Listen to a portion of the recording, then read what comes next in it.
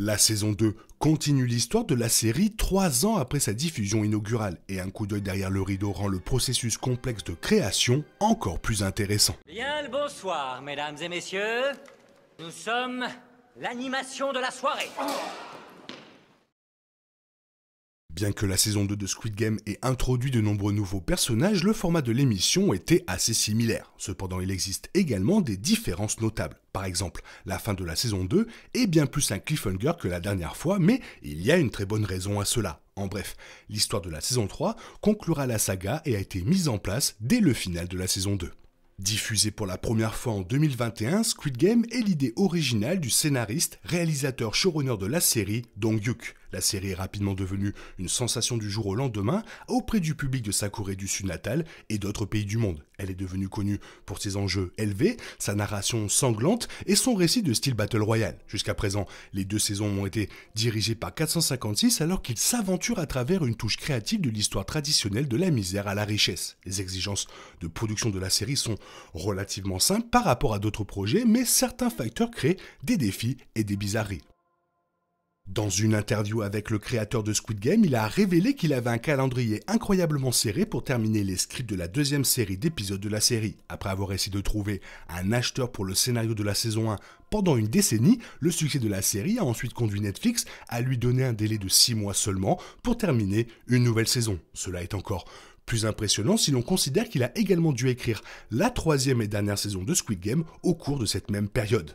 Le showrunner n'est pas le premier à écrire lui-même l'intégralité d'une saison, mais ce n'est pas une circonstance si courante. Ce qui le rend encore plus rare, c'est la quantité de travail qu'il a dû accomplir en si peu de temps. De plus, il a également réalisé chaque épisode de la saison 2, tout comme il avait fait lors des débuts de la saison 1. Il aurait pu déléguer 1 ou 2 des scripts à un autre scénariste, mais il a choisi d'accepter l'énorme entreprise et a fait un excellent travail avec.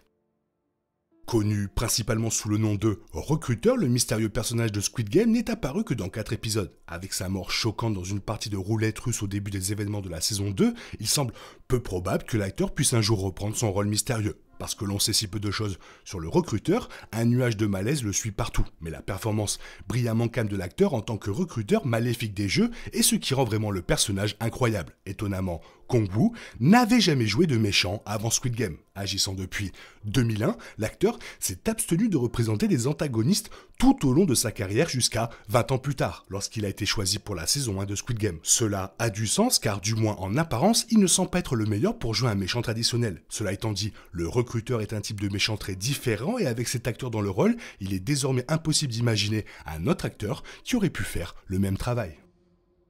Il y avait un écart considérable entre les saisons 1 et 2. Cela s'explique en partie par le fait que le créateur de la série avait uniquement prévu que l'histoire se compose d'une seule série d'épisodes qui formerait une histoire autonome. Avant cela, c'était censé être un film. Il n'y avait donc pas de plan initial pour une suite. Cependant, le succès immédiat de la série et la fin cliffhanger ont rendu inévitable davantage d'épisodes. L'attente angoissante de 3 ans pour que l'histoire de 456 continue n'était pas idéale, mais c'est quelque chose qui a été évité avant la dernière saison de la série. Contrairement à la première saison, le final de la saison 2 est clairement censé être extrêmement incomplet. La saison 3 reprendra probablement là où la saison 2 s'est terminée. En tant que telle, la nouvelle selon laquelle les 2e et 3e saisons ont été tournées l'une après l'autre n'est peut-être pas entièrement surprenante, mais elle double l'un des plus grands changements apportés par les services de streaming dans l'industrie de la télévision. Continuer exactement après le final de la saison 2 semblera non seulement plus naturel pour les acteurs et l'équipe, mais aussi, espérons-le, se traduira par une expérience plus complète.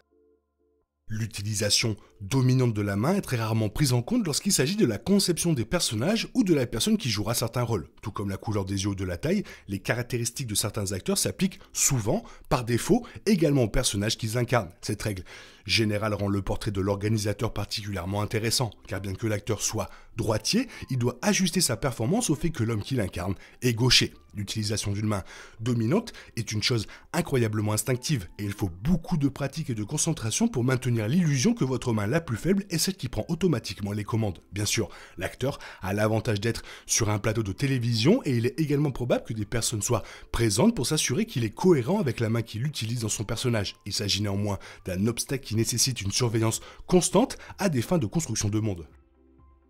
La saison 2 a présenté 222, avec la particularité qu'une femme enceinte avait été invitée au jeu. Comme dans la saison 1, les jeux de la saison 2 sont tous familiers à ceux qui ont grandi en Corée du Sud. Les défis enfantins prennent une tournure sombre du fait que l'échec signifie souvent la mort, mais les jeux eux-mêmes sont souvent simples. Lorsque 222 est chargée de jouer au Jackie dans la saison 2, elle y parvient d'un seul coup, mais l'actrice ne l'a jamais fait. L'actrice a si lamentablement échoué lors du tournage de la scène que le réalisateur a finalement dû intervenir et dire que le retournement parfait devrait être ajouté avec CGI. Le retournement au Jackie se déroule dans un plan d'environ 1 minute, avec un travail de caméra approfondi et beaucoup de coordination entre les acteurs. 1 minute peut ne pas sembler longue, mais avec la quantité de travail nécessaire à chaque prise de vue, c'est quasiment une éternité. Ainsi, les erreurs commises par 222 au tout début de ce qui devrait être un long effort ont dû rapidement devenir très frustrantes. 388 est l'un des meilleurs nouveaux personnages de la saison 2, et il montre très clairement lors du deuxième jeu qu'il sait parfaitement jouer au Gongi. Sa confiance est bien méritée car il parcourt le parcours avec une vitesse et une dextérité fulgurantes. Cependant, l'acteur n'est vu qu'au début et à la fin du jeu, la majeure partie du tour étant constituée d'un gros plan sur les mains du personnage. Bien que ce soit toujours le même personnage qui joue au Gongi dans l'univers de la série, l'acteur est temporairement remplacé par un joueur professionnel lors du gros plan. Cela a probablement été un coup dur pour l'acteur car il a consacré beaucoup de temps et d'efforts à essayer d'être suffisamment bon pour le faire lui-même, mais ça n'a pas marché. Même s'il s'est peut-être amélioré grâce à l'entraînement, rien ne pouvait clairement remplacer un joueur qui avait passé des années à perfectionner son art. Connu professionnellement sous le nom de T.O.P., l'acteur joue Thanos dans la saison 2. Bien qu'il se soit concentré sur le métier d'acteur ces dernières années, sa carrière a d'abord fleuri grâce à ses efforts musicaux. Il a débuté dans un boys band nommé Big Bang avant de se lancer dans une carrière de rap solo sous le nom de scène T.O.P. Bien que Big Bang se soit réuni en 2022, T.O.P. a choisi de ne pas revenir dans la formation, mais il a un crédit d'écriture sur leur single sorti la même année. Parce que T.O.P. est largement absent de l'industrie musicale depuis un certain temps maintenant, à cause de l'utilisation de stupéfiants dans sa propre maison, jouer Thanos, qui est également rappeur, est en quelque sorte un méta-retour pour l'acteur. Bien sûr, Thanos est un méchant sans cœur, il n'y a donc pas de parallèle exact entre le personnage et l'acteur. Mais certains des meilleurs moments de Thanos dans la saison 2 viennent de sa fanfaronnade de rappeur, ce qui est une qualité brillante que T.O.P. apporte à ce rôle.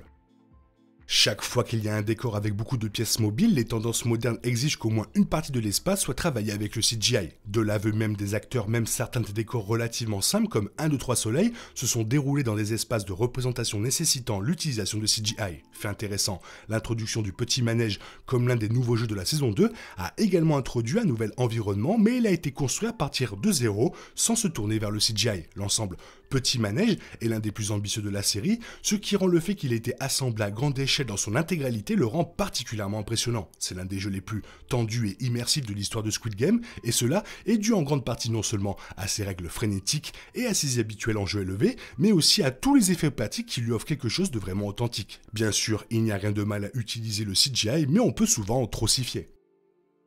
Bien qu'il existe différentes manières de fournir une bonne performance en tant qu'acteur, il n'y a pas toujours de garantie que l'émotion représentée soit ressentie par la personne derrière le personnage. C'est généralement bien, car c'est une grande partie du travail d'un acteur de se glisser complètement dans l'état d'esprit d'une autre personne, même si cela signifie imiter des émotions plutôt que de les vivre personnellement. Cependant, le tournage de Squid Game semble avoir un impact intéressant sur ces stars et suscite la tension et la peur nécessaires qui seraient imprimées sur les personnages du monde. Divers membres du casting de la saison 2 ont mentionné à quel point il était troublant d'être plongé dans le monde de la série, en particulier lors des récréations des moments emblématiques de la saison 1, comme les jeux. Bien que cela ait pu être un facteur pour le casting de la saison 1, le fait que la série soit maintenant si connue a dû rendre l'effet beaucoup plus puissant pour les nouveaux arrivants. Le deuxième jeu de la saison 2 a regroupé 5 mini-jeux en un seul défi. Parce qu'il y avait tellement de chemin à parcourir et beaucoup de choses qui pourraient mal tourner, le scénariste de la série a essayé de calculer un délai raisonnable dans lequel les équipes pourraient accomplir les tâches. À l'origine, il est arrivé dans un délai de 10 minutes. Ensuite, lors de la mise en scène de la scène, les équipes se sont si bien comportées qu'elles ont bien souvent accompli l'ensemble des tâches dans la moitié du temps imparti. Par conséquent, le showrunner a dû ajuster le script pour que le jeu ressemble beaucoup plus à un défi pour s'assurer qu'il partage la même tension que les jeux précédents. Ce fut l'une des meilleures modifications apportées au cours du processus de production. Sinon, il aurait fallu un montage très récréatif où les acteurs auraient dû faire semblant de se débattre dans les jeux qu'ils trouvaient autrement relativement simples. Il y avait moins de jeux dans la saison 2, cela aurait donc été un énorme gâchis si le deuxième défi n'avait pas été convaincant. C'était les secrets de la saison 2, un petit peu sur la saison 3. Toi, qu'est-ce que tu en penses? Est-ce que tu as quelque chose à rajouter? N'hésite pas à le faire dans la zone commentaire. Sinon, il est temps pour toi de reprendre le cours normal de ta vie. On se retrouve bientôt avec une nouvelle vidéo. Bisous, bisous, bye bye. Il est impossible de compter sur les autres de nos jours. On est obligé de tout faire soi-même. Je me trompe? Rien de grave, j'avais tout prévu. Où va le monde, je vous le demande.